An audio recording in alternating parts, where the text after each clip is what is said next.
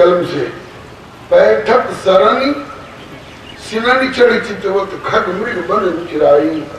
तो सादर सभय सप्रेम पुलक मुनि पुनि पुनि लेट बुलाई। लाल जी इतनी चंचलता मत करो, सरोवर में से निकले, अभी पैर में कोमल कोमल गीली गीली कीच भी लगी है, सूख नहीं पाई, तब तक चल पड़े तो आगे चिकनी शिलाएं दिखाई पड़ी, उन्हीं पर दौड़ करके दोनों भैया चढ़ गए।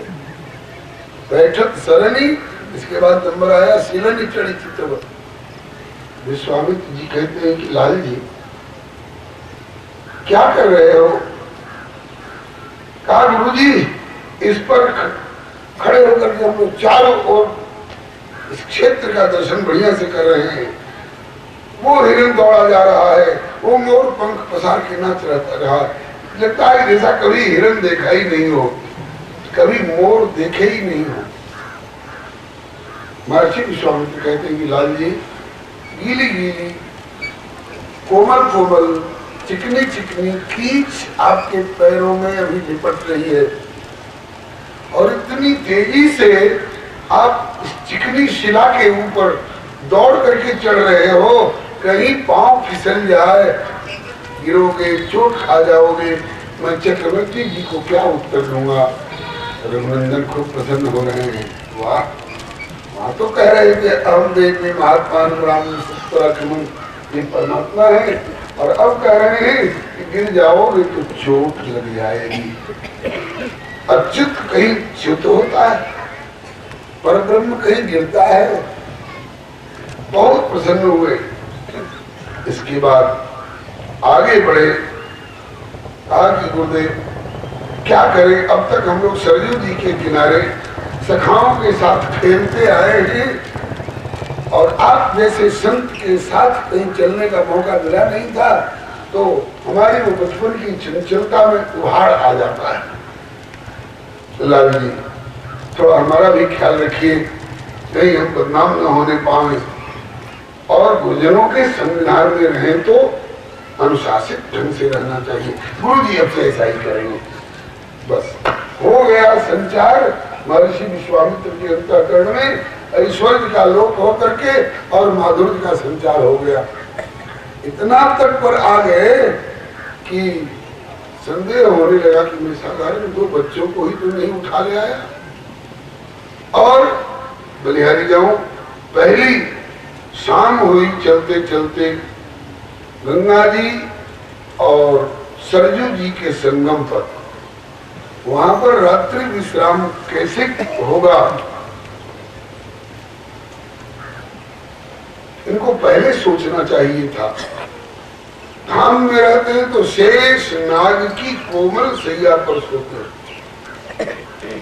बड़ी कोमलता होती है नाग के शरीर में, जिनको कभी स्पर्श हो गया होगा उनको अनुभव होगा। और वहां से उतर के आए तो कौशल्या के अंक कभू पलना और कभू पर्यंक सोए, और आज इनको बिछाने लायक मैं एक गद्दा भी नहीं लाया हूँ, एक चटाई भी नहीं लाया हूँ, और विश्राम का समय हो गया। कौन चीज पर सुलावे, तो थोड़ी सी घास और थोड़े से पत्ते बटोरने लग गए। गुरुजी ये क्या होगा? कहा कि इसी पर हम लोग सोएंगे। कहा कि हम लोगों के रहते आप घास और पत्ते बटोरे, और आपके बिछाई हुई सेज पर हम लोग सोए? नहीं नहीं, आप गुरुदेव हैं, हम लोग आपके शिष्य हैं, हम लोगों को आज्ञा करिए, हम लोग सब व्यवस्था करेंगे। तो दौड़ दौड़ करके थोड़ी घास बटोर लिए, थोड़े पत्ते बटोर लिए, महर्षि विश्वामित्र का की मृगशाला लेकर के और उस पर बिछा दिए। गुरुदेव आइए विराजिए। इसके बाद गुरुदेव की सेवा करने लग जाते हैं। बड़े प्यारे प्यारे भाव हैं। ऐसे चलते चलते रास्ते में जो जो स्थान मिलते हैं उनकी जिज्ञासा करते हैं रघुवर। मुनिनाथ ये तो बड़ा खुशहाल संपन्न क्षेत्र लगता है। हाँ लाल जी, यहाँ देवराज इंद्र की ब्रह्म हत्या का निवारण हुआ था, और इंद्र ने आशीर्वाद दिया था कि जिस क्षेत्र ने मेरी ब्रह्महत्या को धारण किया, निवारण करके, उस क्षेत्र के लिए मैं आशीर्वाद देता हूँ कि बराबर यह क्षेत्र धन धान्य से संपन्न रहेगा। उससे आगे बढ़े, बहुत बहुत स्थान आए, परिचय पूछते गए। एक जगह कहते हैं कि महर्षि ये तो बड़ा भयावह क्षेत्र लगता है। ऐसे बोले कहीं लोगों की खोपड़ी पड़ी है, कहीं हड्डियां पड़ी हैं, और कहीं मांस और कहीं रक्त इधर उधर बिखरे हुए हैं। ये क्या बात है? श्री विश्वामित्र जी ने बताया कि लाल जी अब हम उस क्षेत्र में प्रवेश कर रहे हैं जिस क्षेत्र में ताड़का नाम की राक्षसी उपद्रव करती फिरती है। कितने लोगों को मार मार करके खा गई, बड़े बड़े हाथियों को अपने त्रिशूल की नोक में पिरो करके, और लगता है झंडा फहराती घूम रही है, कोई उसका कुछ नहीं कर सकते। और देखिए, सावधान रहिए, हमारी आवाज सुन रही होगी, हो सकता है कहीं अचानक आक्रमण न कर दे। इतने में तो गोस्वामी जी के शब्दों में, ए हाँ चले जात मुनि दीन दिखाई, चले जात मुनि दीन दिखाई, सुन ताड़का क्रोध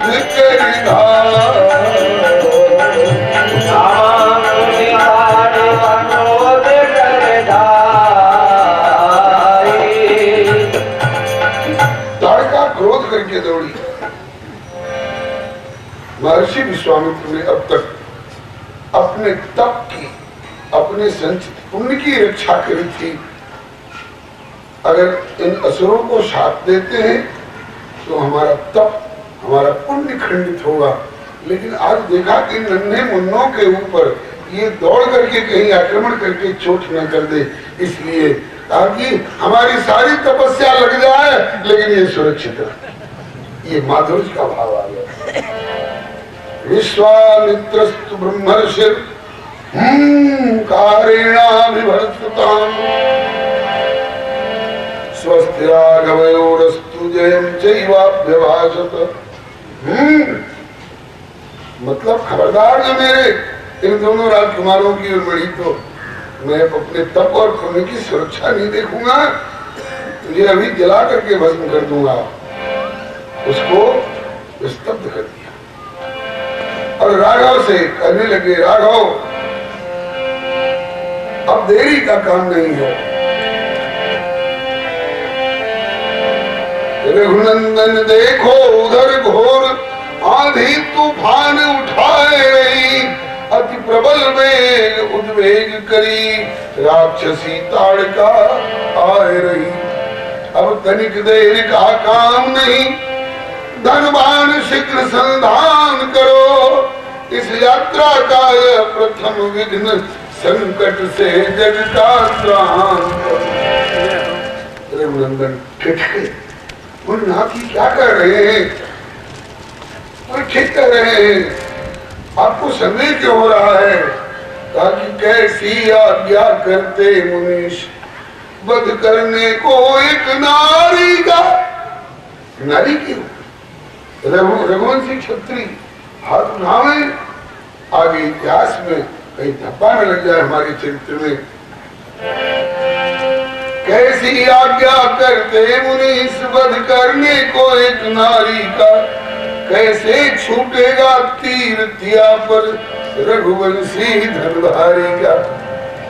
महर्षि विश्वामित्र ने कहा कि धनुष बाण लेकर के क्यों आए? कहा कि ठीक है अस्त्र शस्त्र कर में अवश्य, पर धर्म विचार हृदय में है। संशय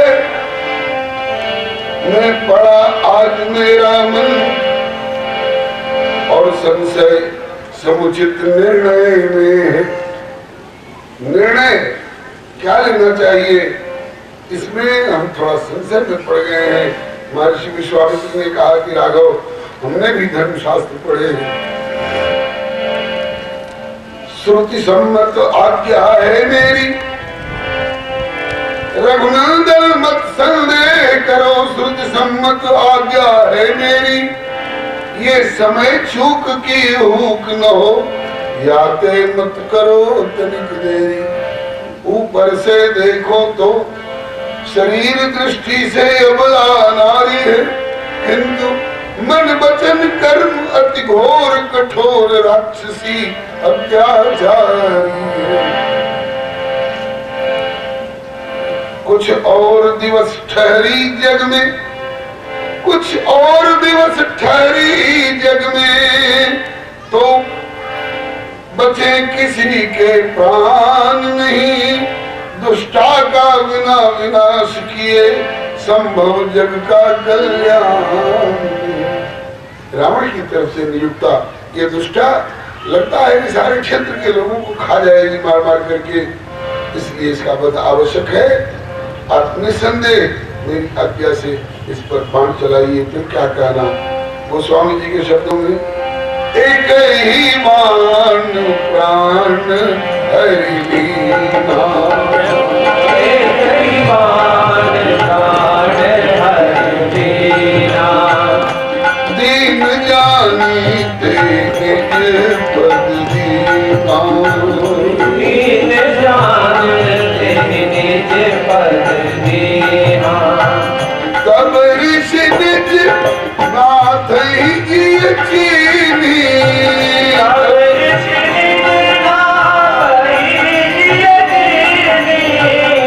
विद्यानिधि कहूँ विद्या दीनी, विद्यानिधि कहूँ विद्या दीनी। जाते लाग न क्षुधा पिपासा,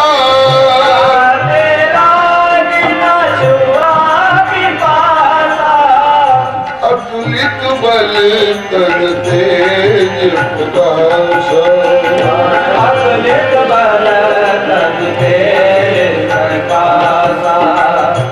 एक ही बाण प्राण है लीना।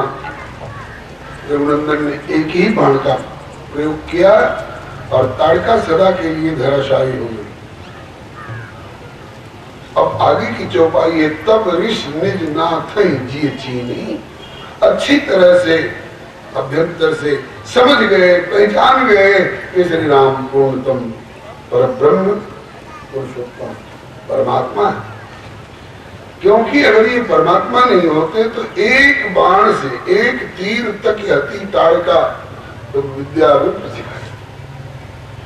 जिसके सामने से वज्रधारी इंद्र भी पलायित होते थे, उस ताड़का को एक बाण में सदा के लिए धराशायी कर देना, ये साधारण मनुष्य और साधारण बालक के वश की बात नहीं थी।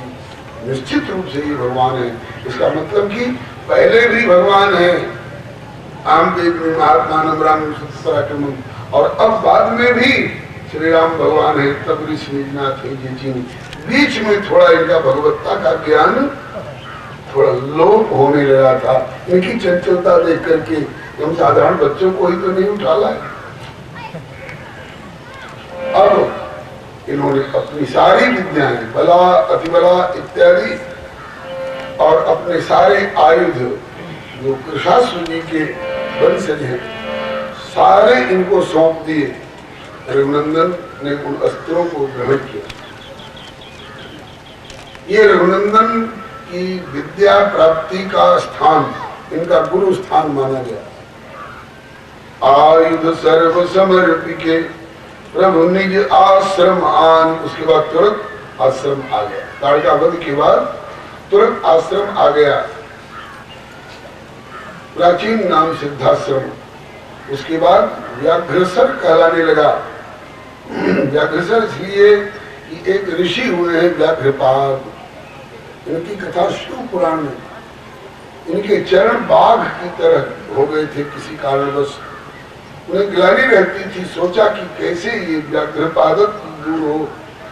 बहुत बहुत उपाय किए, सफलता नहीं मिली। किसी ने कह दिया कि सिद्धाश्रम में एक सरोवर है, वहां आप स्नान करें तो आपका व्याघ्रपादत दूर हो जाएगा। तब श्री व्याघ्रपाद ऋषि ने सरोवर में प्रवेश करके स्नान किया, उनका व्याघ्रपादत तो दूर हो गया, ऋषि की तरह चरण हो गए। तभी से उस सरोवर का नाम पड़ा व्याघ्रसर। व्याघ्रसर। अब वही यावनी शासन काल में व्याघ्रसर के बदले में अब भ्रंश होकर के अब बक्सर कहला रहा है। यहाँ आकर के रघुनंदन को बड़ी प्रसन्नता हुई, कहा कि बड़ा सुरम्य स्थान लग रहा है, इस स्थान का भी परिचय जानना चाहता हूँ। श्री विश्वामित्र जी ने परिचय देते हुए बताया कि लाल जी, भगवान विष्णु ने यहाँ 10,000 वर्ष तपस्या की और यहीं पर प्रजापति कश्यप जी और अदिति जी को वरदान दिया है कि मैं पुत्र बनकर के आऊंगा वामन रूप से, और यहीं पर वामन भगवान का अवतार भी हुआ। ये बक्सर का पौराणिक महत्व है। अब तक वामन भगवान का आश्रम कहलाता था और अब ये मेरी साधना स्थली है। बहुत जगह से भटक कर मैंने साधनाएं की, हर जगह विघ्न हुआ। विघ्न तो यहाँ भी आया, लेकिन आपका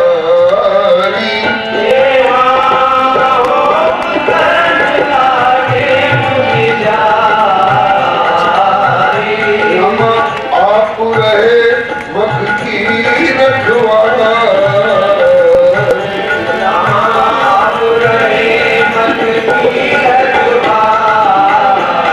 उसी समय में सुन हमारे रहते स्वाहा यज्ञ, ये कैसे हो जाएगा? दौड़ करके आया, मारीच आया, अपने सहायक असुरों को, उपद्रवकारियों को लेकर के। रघुनंदन पहले से तैनात। रघुनंदन ने मानवास्त्र का संधान किया। मानवास्त्र, असुरों के ऊपर मानवास्त्र का। अगर मानवता सही ढंग से प्रतिपालित हो तो आसुरी शक्ति पर विजय प्राप्त करेगी। मानवास्त्र का संधान किया, जो उसमें से ज्वाला निकलने लग गई, वो मारीच घबरा गया और कहता है, राम, मैंने सुना है तुम्हारा अवतार धर्म की रक्षा के लिए हुआ। देखिए, ये राक्षसी विचार वाले लोग धर्म की दुहाई देते हुए कैसे कैसे तर्क देते हैं। तो कहा कि फिर जब धर्म की रक्षा के लिए आए हो तो सबके धर्म की रक्षा करो, हमारे धर्म पालन में बाधा क्यों डाल रहे हो? रघुनंदन ने कहा कि तुम धर्म का पालन कहाँ कर रहे हो, तुम तो धर्म विरोधी कदम उठा रहे हो। तो अट्टहास किया धर्म के रक्षक बन के आ गए ठेकेदार, और ये भी पता नहीं कि सबका धर्म अलग अलग होता है। आग का धर्म है जलाना, पानी का धर्म है बुझाना। अलग अलग धर्म हुआ कि नहीं? इसी तरह से होगा तुम्हारे भारत के ऋषियों का धर्म स्वाहा करना, और हमारी लंका का धर्म निशाचरी संहिता का इससे भिन्न। वो क्या है? भट्टी काव्य, संस्कृत का बड़ा ही प्यारा नाट्य ग्रंथ है। भट्टी काव्य में मारीच कहता है कि हमारी लंका की आसुरी सभ्यता के अनुसार जो धर्म है, सुनो, अधमोदयान, ब्राह्मणों को मार मार के खा जाओ। अधमोदयान देव यदि निहन्मः, देवताओं के नाम पर जो कोई कुछ आहुति वगैरह अर्पण कर रहे हो, उनको निःशेषेण हनन कर दो। एक व्यक्ति मत छोड़ो उस कुल खानदान में जो आगे कोई स्वाहा करने वाला रह जाए। और कुर्मः पुरम प्रेत नराधिवास, गांव का गांव उजाड़ करके उसे प्रेतों का, भूतों का, पिशाचों का अड्डा बना दो। ये हमारा धर्म है। वेद को जलावे, मारी विप्रन को खावे, साधु संत ना चक्र में आ जाता। ठीक है, ठीक है, जैसा ये कह रहा है, ये अपने धर्म का पालन कर रहा है तो इसको करने दो, कोई बात नहीं। रघुनंदन ने भी मुंह तोड़ उत्तर दिया, तेरो धर्म न्याय, तेरो मुख न्याय, धर्म सभी को न्यारो न्यारो। अग्नि धर्म ज्वाला, धर्म शीतलता पानी को। इसी तरह से तेरो धर्म यज्ञनाश, तो मेरो ये संकल्प खास रक्षण विधान दुखी दीनहीन प्राणी को। तेरो धर्म तेरे संग और मेरो धर्म मेरे अंग हो जो प्रचंड जीते जंग जग ठानी को। तेरा धर्म अगर यज्ञ विध्वंस न कर दे, इसलिए कहा कि ये माधुर्य का भाव आ गया। स्वस्थ राघवयोरस्तु जयम चैवाभ्यभाषत। मतलब खबरदार जो मेरे इन दोनों राजकुमारों की ओर बढ़ी तो मैं अपने तप और पुण्य की सुरक्षा नहीं देखूंगा। ये अभी और राघव से कहने लगे, राघव अब देरी का काम नहीं है। रघुनंदन देखो उधर घोर आधी तूफान उठाए रही, अति प्रबल में उद्वेग करी राक्षसी ताड़का आए रही। अब तनिक देर का काम नहीं, धनुबाण शीघ्र संधान करो। इस यात्रा का यह प्रथम विघ्न, संकट से जग का त्राण करो।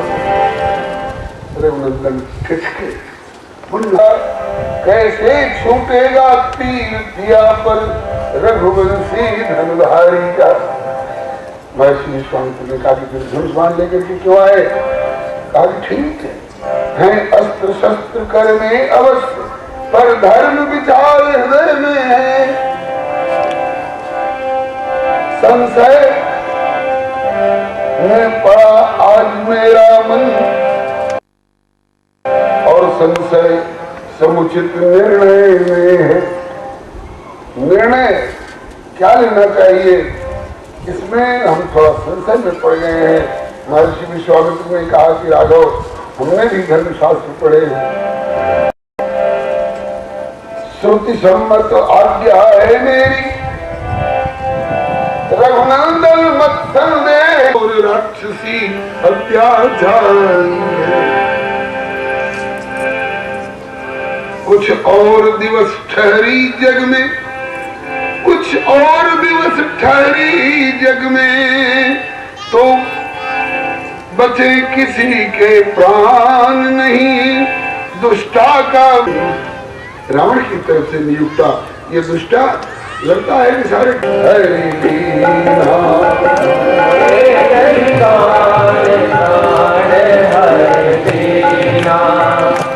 दीन जानते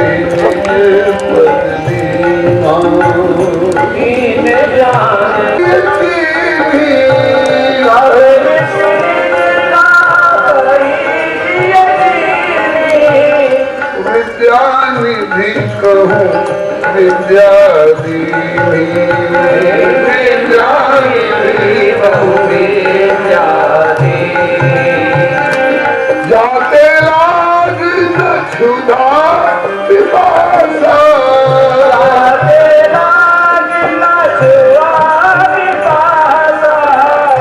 अतुलित बल। अब हमारी साधना की सिद्धि हुई। इसके बाद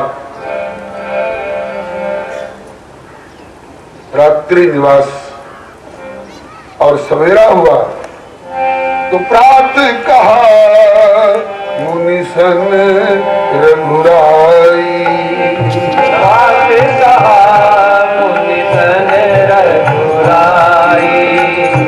निर्भय यज्ञ करो तुम जाई, निर्भय यज्ञ करो तुम जाई। निर्भय कीजिए यज्ञ मुनि सकल मुनिंद के साथ। अब आप निर्भीक होकर के अपने यज्ञ कार्य में प्रवेश करें। यज्ञ मंडप में ऋषियों ने कहा कि रघुनंदन यही कहीं छिपे हुए सुन रहे होंगे, देख रहे होंगे कि स्वाहा शब्द का प्रयोग हो और हम एकाएक आक्रमण करें। असुर लोग यज्ञ का धुआं उठता हुआ देख करके वे तुरंत आक्रमण करेंगे। और आक्रमण करके करते क्या है? हड्डियों की वर्षा, मांस की वर्षा, रक्त की वर्षा, मलमूत्र की वर्षा करके सारे आश्रम को तहस नहस कर देते। रघुनंदन ने कहा कि गुरुदेव निर्भय कीजे यज्ञ मुनि सकल मुनि के साथ, हम दो निश दिन जागी हैं धनुष बाण लिए हाथ। अब यहाँ सीमा में कोई प्रवेश नहीं कर सकेगा। सीम की चाबी सकई तासु, सीम की चाबी सकई कोई तासु, बड़ रखवार रमापति जासु, बड़ रखवार रमापति जासु। रमापति जिनकी रखवाली में है उनकी सीमा में कोई पांव धर सकता है। इधर महात्मा होम करन लागे मुनि झारी, होम करन लागे मुनि झारी, रमा आप रहे मख की रखवारी,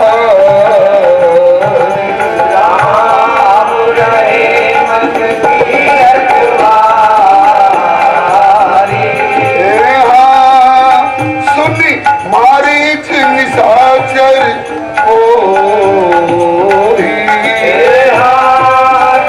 मारीच निशाचर कोई, रमाले सहाय धावा मुनि द्रोही, रमाले सहाय धावा मुनि द्रोही।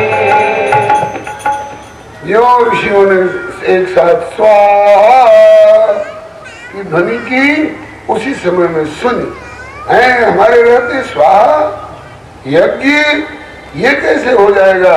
दौड़ करके आया, मारीच आया अपने सहायक असुरों को, उपद्रवकारियों को लेकर के। रघुनंदन पहले से तैनात। रघुनंदन ने मानवास्त्र का संधान किया। मानवास्त्र असुरों के ऊपर मानवास्त्र का, अगर मानवता सही ढंग से प्रतिपालित हो तो आसुरी शक्ति पर विजय प्राप्त करेगी। मानवास्त्र का संधान किया। जब उसमें से ज्वाला निकलने लग गई, वो मारीच घबरा गया और कहता है राम, मैंने सुना है तुम्हारा अवतार धर्म की रक्षा के लिए हुआ है। देखिए ये राक्षसी विचार वाले लोग धर्म की दुहाई देते हुए कैसे कैसे तर्क देते हैं। राम, मैंने सुना है कि धर्म की रक्षा के लिए तुम्हारा अवतार हुआ है। रघुनंदन ने कहा कि तुमने ठीक सुना है। तो कहा कि फिर जब धर्म की रक्षा के लिए आए हो तो सबके धर्म की रक्षा करो, हमारे धर्म पालन में बाधा क्यों डाल रहे हो। रघुनंदन ने कहा कि तुम धर्म का पालन कहाँ कर रहे हो, तुम तो धर्म विरोधी कदम उठा रहे हो। तो अट्टहास किया धर्म के रक्षक बन के आ गए ठेकेदार, और ये भी पता नहीं कि सबका धर्म अलग अलग होता है। आग का धर्म है जलाना, पानी का धर्म है बुझाना। अलग अलग धर्म हुआ कि नहीं। इसी तरह से होगा तुम्हारे भारत के ऋषियों का धर्म स्वाहा करना, और हमारी लंका का धर्म निशाचरी संहिता का इससे भिन्न है। वो क्या है, भट्टी काव्य, संस्कृत का बड़ा ही प्यारा नाट्य ग्रंथ है। भट्टी काव्य